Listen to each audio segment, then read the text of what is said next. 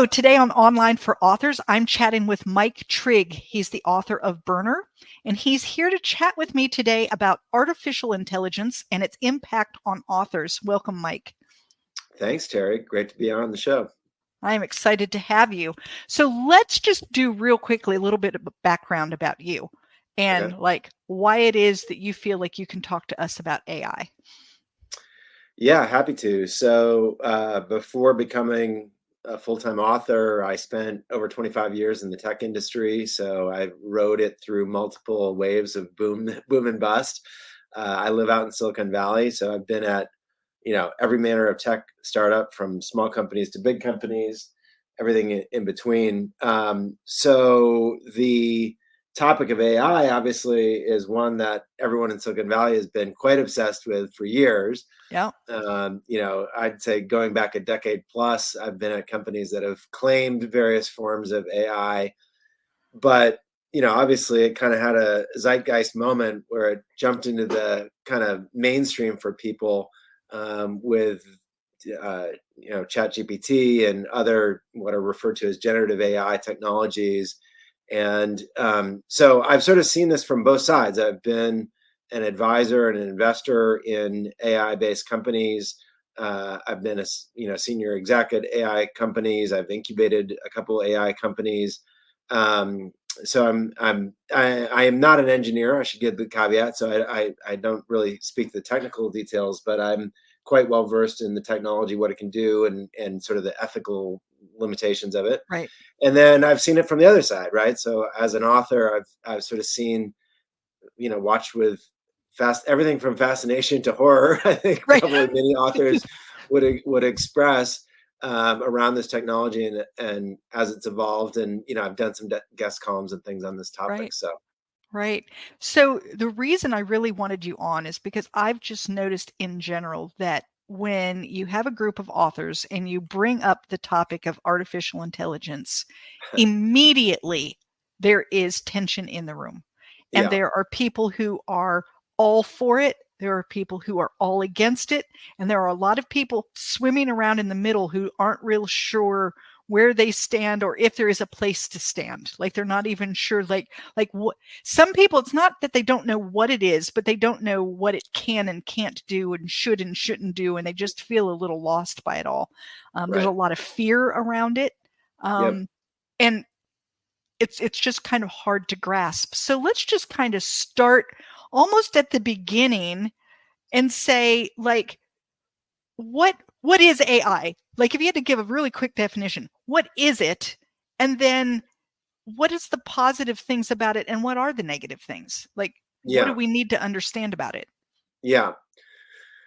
Well, it's understandable that people are confused by it because it's a term, I did marketing for most of my tech career, and it's a term that's been bandied about to apply to just about everything. Right. At a high level, the way I sort of break it down for the non-technical layperson is that much of software programming is essentially sort of rules driven. If this, then that. So there are rules coded into the software code to make the application perform. With artificial intelligence, the concept is much more conceptual. It's based around this idea of sort of neural networks that, rather than sort of programming that logic deliberately, you can kind of feed these artificial intelligence algorithms to reason and learn more autonomously without being directed specifically what to do. And so obviously it's an extremely promising area from a pure technical point of view.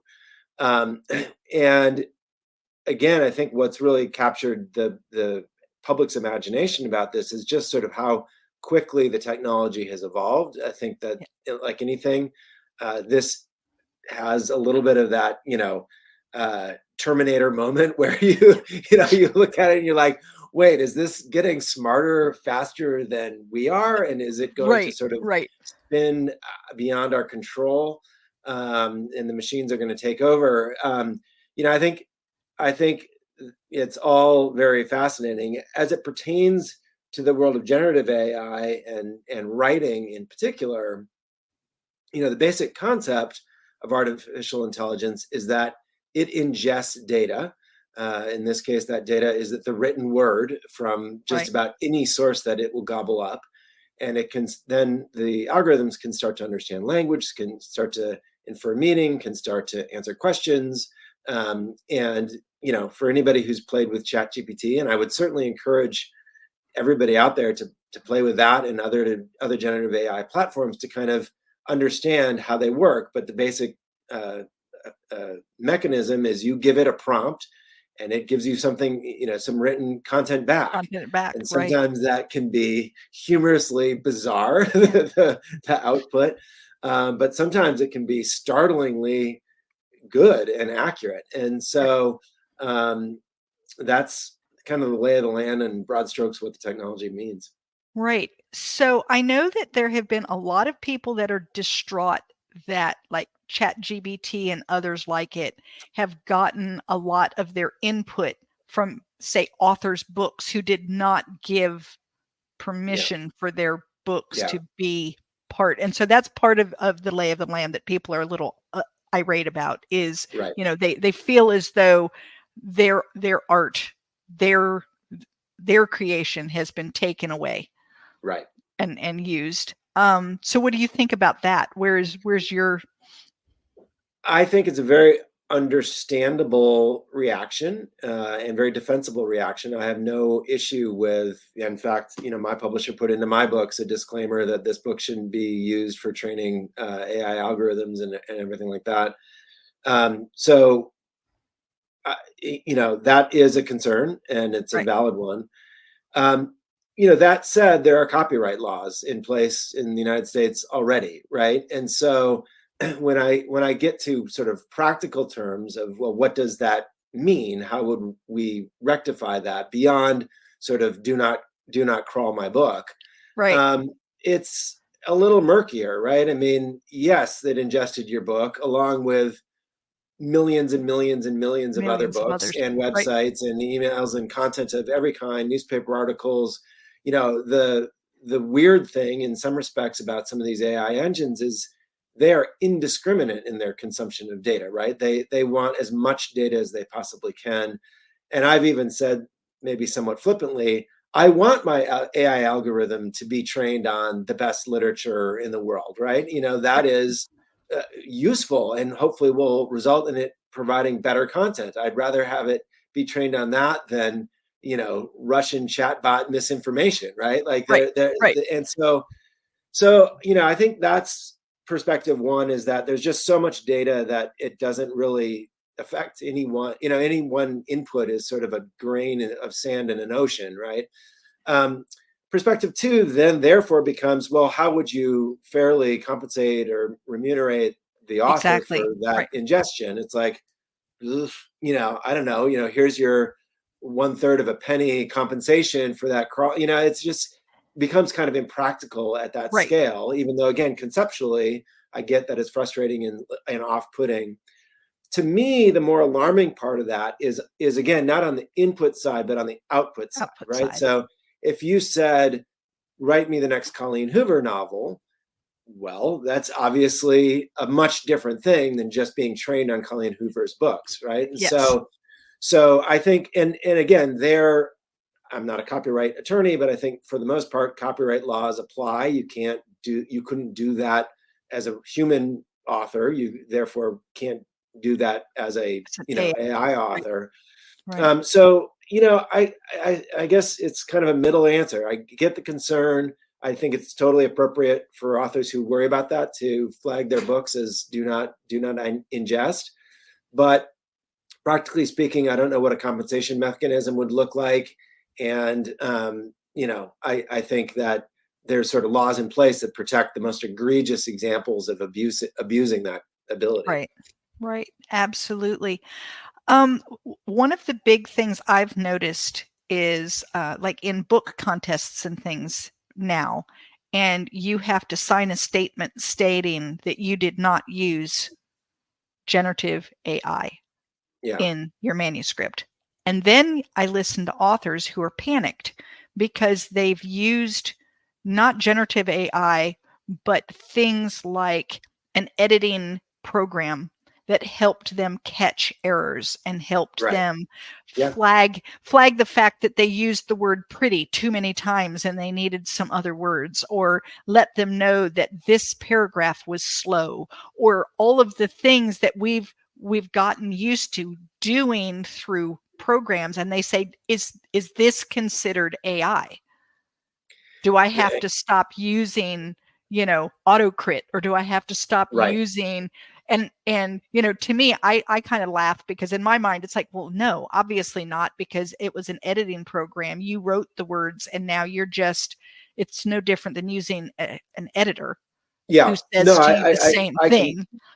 I Right. completely agree. And this is where, confusion by the use of the blanket term AI sort AI. of throws Right. everybody off, right?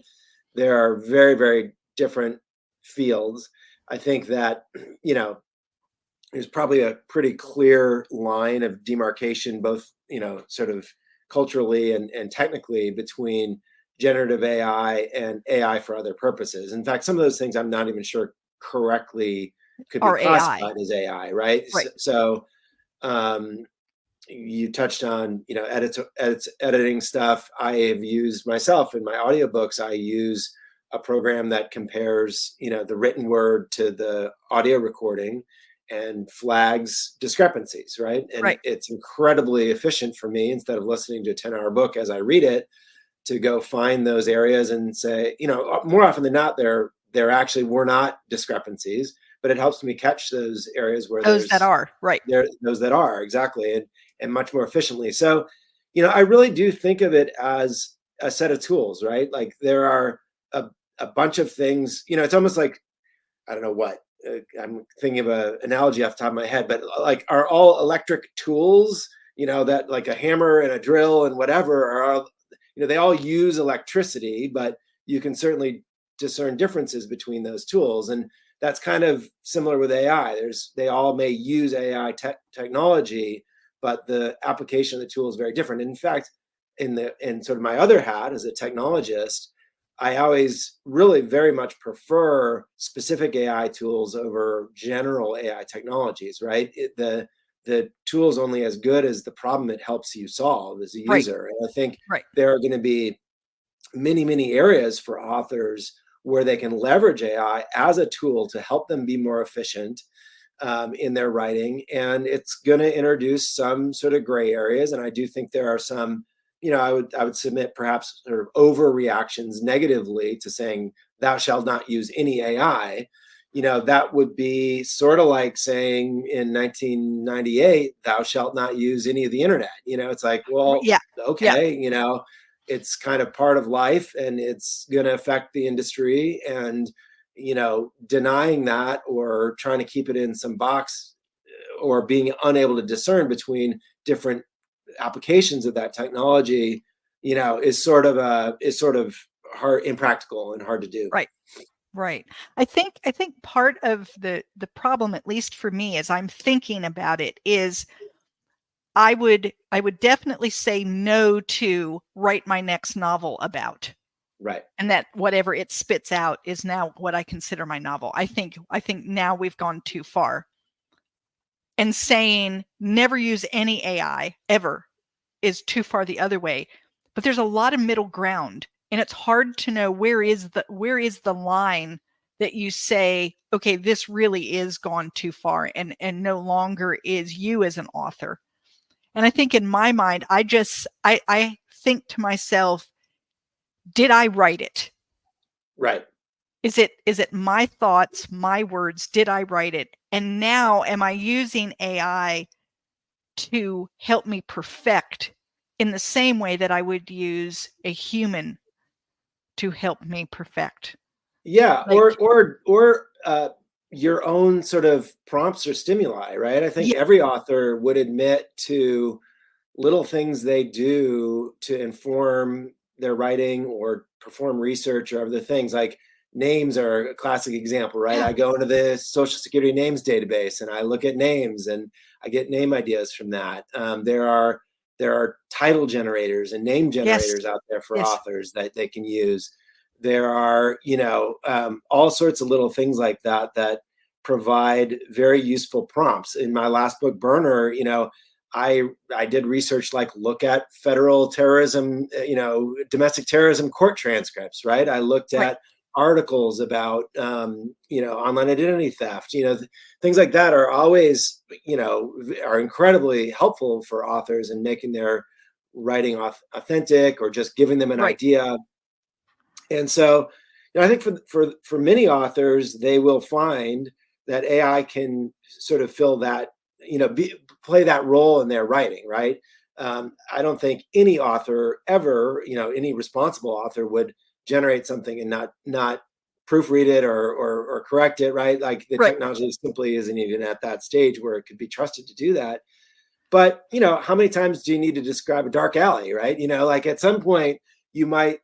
I've never done this personally, but I wouldn't begrudge an author from saying, "Hey, ChatGPT, describe me a dark alley, or describe me a character who looks like Orson Welles." Like give me some clay that I then can That I can then read, go and and use. yeah, and I Right. might take some interesting tidbits from that and weave it into something that I find more Yeah. compelling.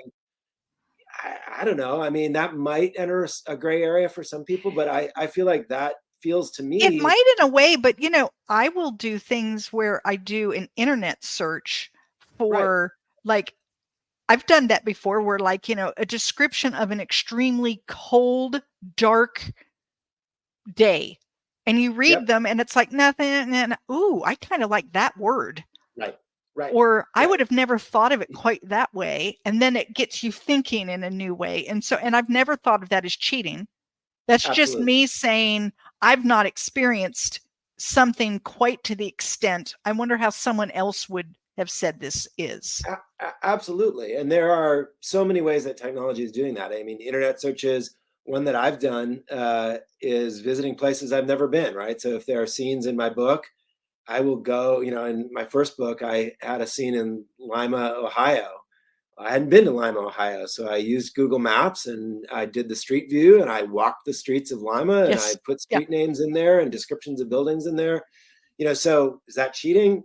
I don't know, I guess. I mean, I also, I did eventually personally get to Lima, Ohio after I wrote the book. And I was very pleased that it was more accurate because of that research that I'd done. So, Exactly.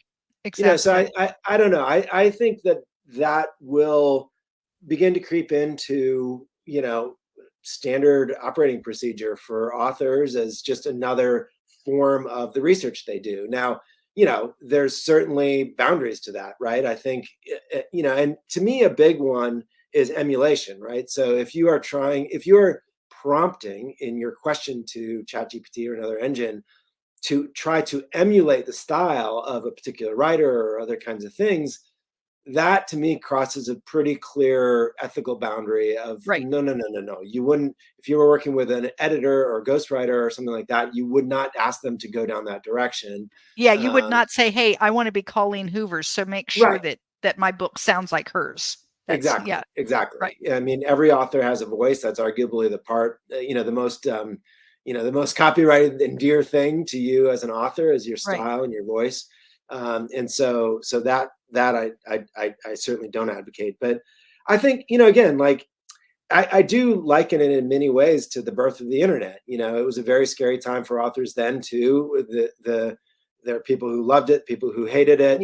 But at the end of the day, it's kind of like this technology is here. It's not going anywhere. Yeah. It's going to change the industry for better and worse. And, you're probably your best bet as an author is to acclimate to it and understand it and do your best to take advantage of the pros and mitigate the cons. Yeah, I like what you just said, for better and worse, not better or worse. And it is both. And I think that often is true with technology where, it definitely helps in some areas and in other places it kind of failed society a little bit. It's not really what we wanted. And I look at even things like social media, which is so wonderful in so many ways and so horrible in so many others. And Exactly. it's how do you use it? Yeah. And how will you use it and how will you let that affect you? And that's been true, by the way, of every technology ever. Yes, The all the phone way was back to the great. wheel.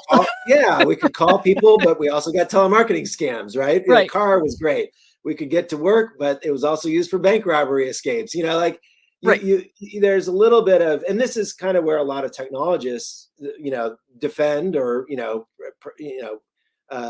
have this point of view where they feel, kind of, and the cynical view of this is guns don't kill people, people kill people, right? But that basic sentiment is kind of there, like, hey, we can't regulate or litigate the use of our technology.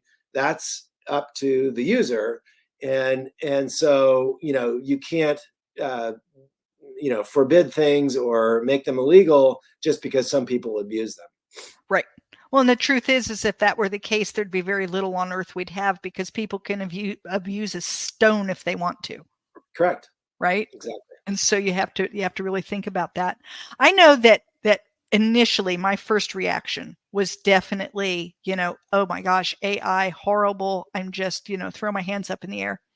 Well, I have since been doing this podcast, I have started using some generative AI to help with some of the marketing aspects of the podcast.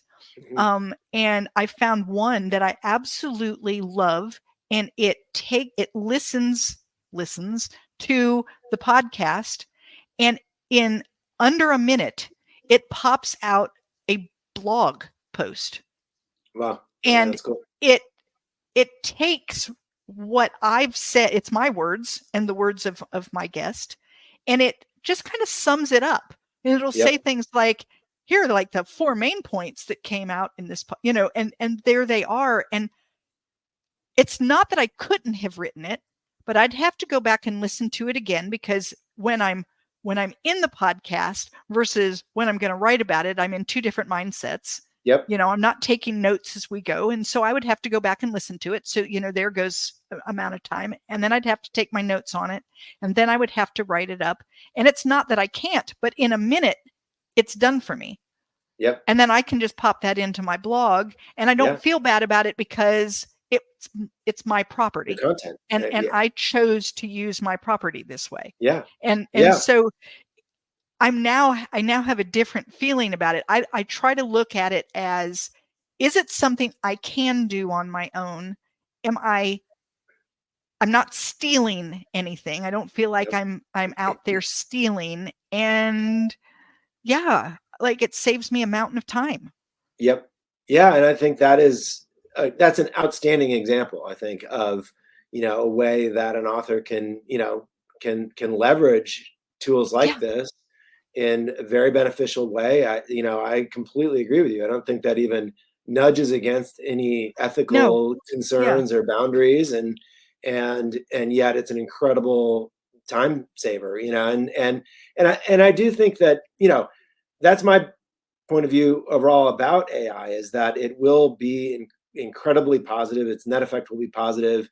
One of the areas that I probably am most concerned about is lack of regulation and legal, intervention when there is abuse, right? So, you can't sort of just unleash these technologies with no consequences, no liability. That is very, very worrisome. We've sort of seen that movie before, I think, with social media.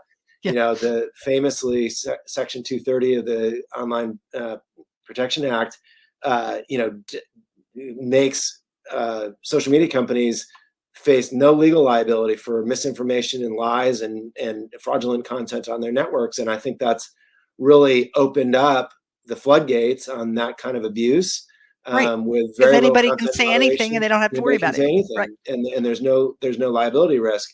We never would have allowed that in radio, TV, print. That seems ludicrous in those other forms of media, but we've tolerated that in online media despite its incredible pervasiveness. So, I think that's where I have concern, is that the technology is sort of moving so fast, and many people in the AI space, technologists and entrepreneurs and venture capitalists and everything else, very, very strongly advocate for no regulation whatsoever, no legal liability whatsoever. We need completely unfettered freedom, or this technology innovation will never realize its full potential. That is BS. Excuse me. That is just not true. And I think that, the advantage of tech always, frankly, is that it moves faster than the regulators can and legal system can. And so I think we're right now in a little bit of a precarious space. And oftentimes what happens is it takes a, terrible, regrettable abuse for and awareness then to all get of a there, sudden and then the everybody says, legislation catches yeah, up. Exactly. So yeah, I've been worried for some time that there is going to be something, really unfortunate and borderline catastrophic coming out of AI before, anyone takes it seriously enough to do something about it right. in our legislative and legal forums. So as an author, do we need to be scared that our craft is going to die because of AI?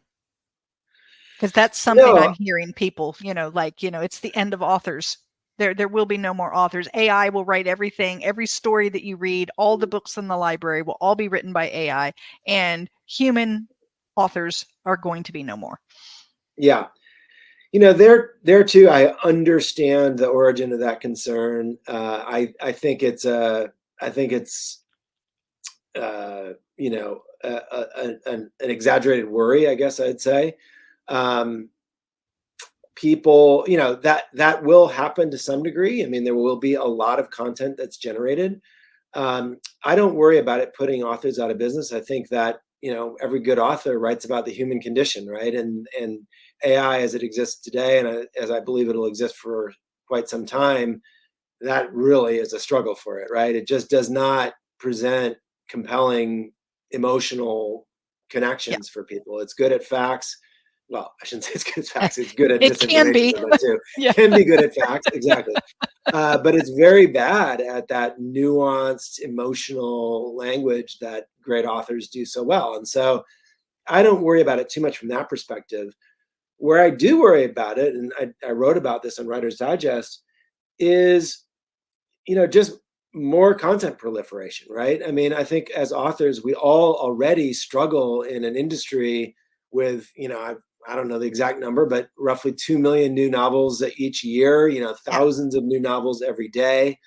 Um, Many of those novels are dreadfully awful and probably never would have seen the light of day had we not have self-publishing and everything Right. else that have been great tools for getting content out there, but it's gotten a lot of content out there. And so I think that'll be one of the biggest challenges, is that it will just cause the already existent problem of just more supply than there is demand to become even worse. I think it'll allow some authors to generate, some unscrupulous people to generate full novels and get those out there.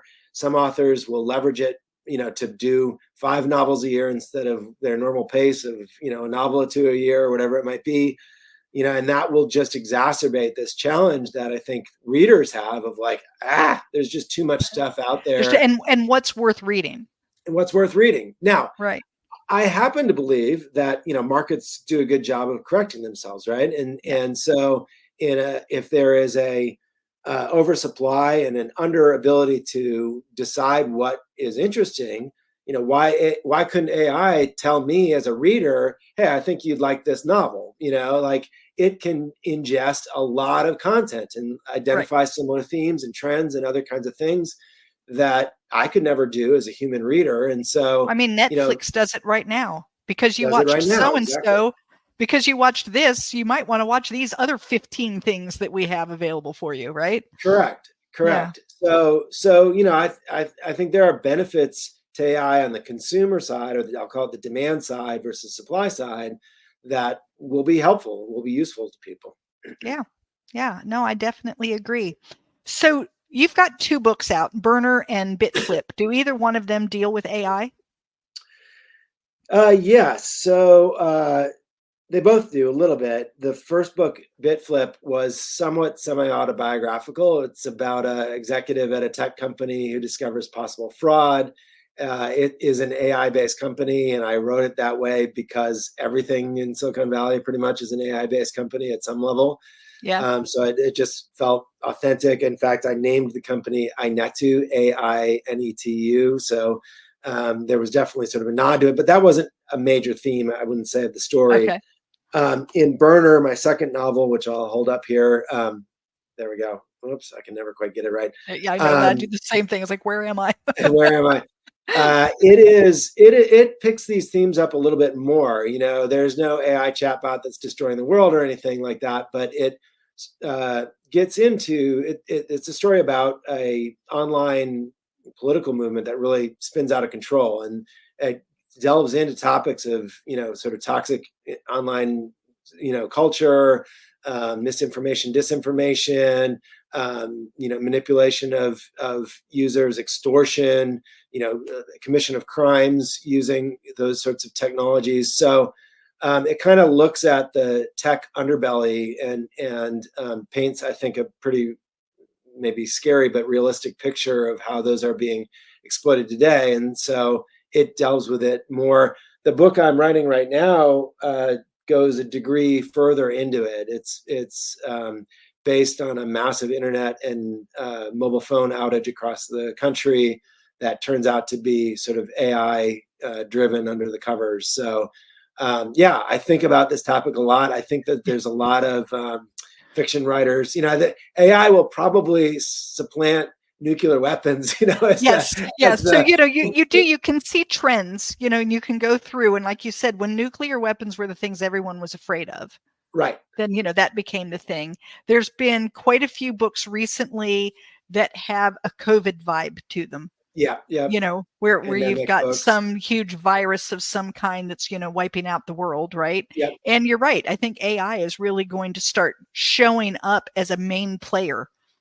I completely agree. We're not gonna see the Russian spy nearly as much as we're gonna see the AI, right? Right. Taking over the world.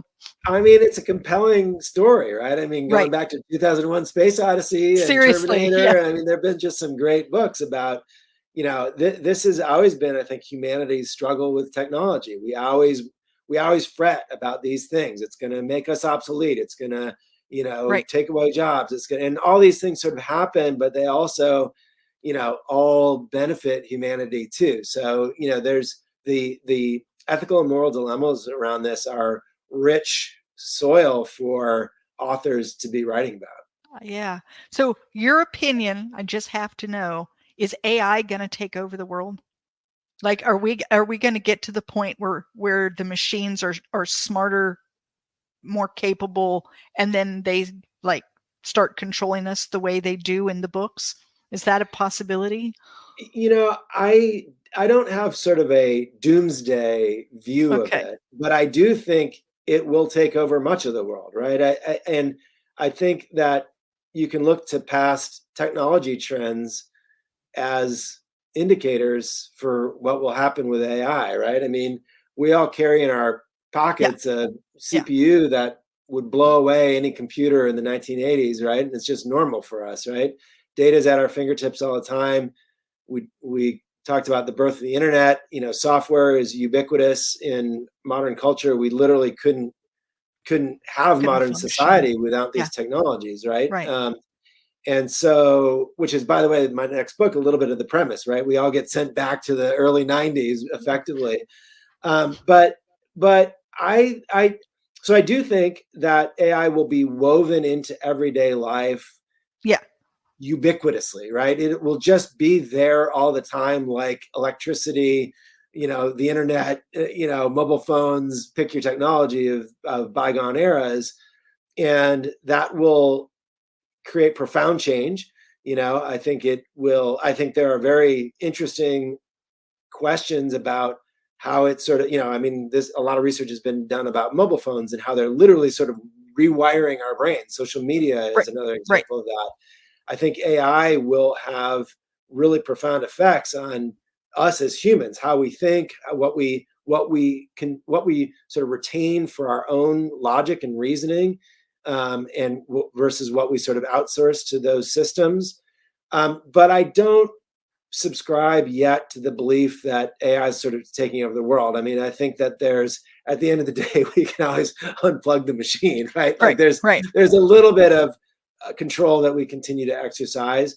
I think, though, that this is not a subject to be taken lightly. I do think that there are very, very real risks associated with the technology. You saw, I forget how many hundred AI executives signed a joint letter warning of those risks of just unfettered technology development in this space. And this one maybe is a little bit different than some past technologies, because sort of its core premise is we don't know what it's going to do, right? We are going to give it the power to reason and deduce and create and all these other things. And that can go obviously in potentially unpredictable ways that are a little bit different than past technology trends. Absolutely.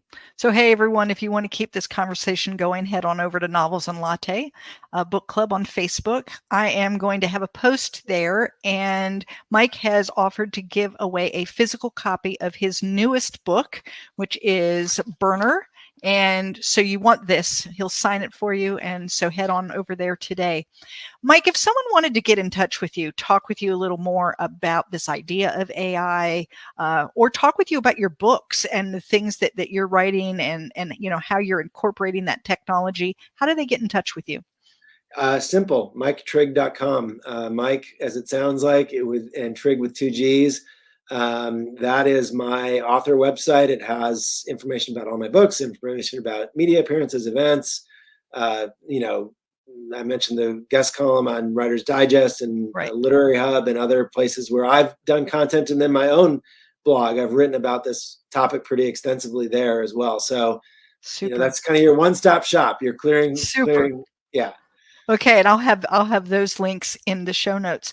Well, Mike, I want to thank you very much for being with me today, being so open to just kind of discussing and like really bringing out both the pros and the cons of something that is going to change the landscape.